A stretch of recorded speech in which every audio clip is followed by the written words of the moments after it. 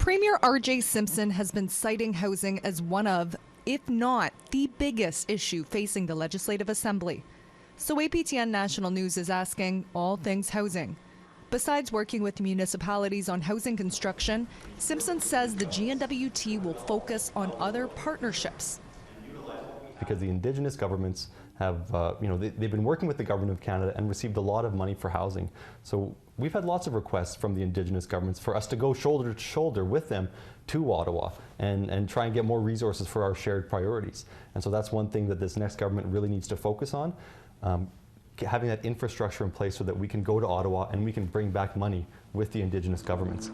The Premier says when it comes to cost of living, the territory needs to educate the feds to ensure they aren't rolling out a one-size-fits-all policy. So something like the carbon tax might be an effective way to reduce use down south or have people switch to alternative fuels or ways of heating their home. But there's a different set of rules up here in the Northwest Territories. We don't have the same infrastructure. We didn't develop the same infrastructure under the old set of rules, and we're expected to do that under this new set of rules that is really punishing the North. The latest 2021 census shows just over 13% of households are in need of core housing, aka their home did not meet at least one adequacy, affordability, or suitability standard. Recently, Lucy Kuptana, MLA for Nunakput, was named Minister responsible for Housing NWT and Minister responsible for the status of women.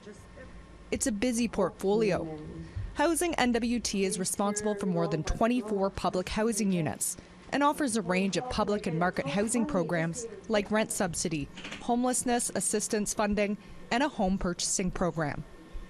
This spring, the National Indigenous Housing Network and Women's National Housing and Homelessness Network demanded that the NWT declare a state of emergency for housing Indigenous people, particularly women and girls. They give a failing grade to Housing NWT, the territory's housing agency. In the last Legislative Assembly, Simpson was a Minister of Justice.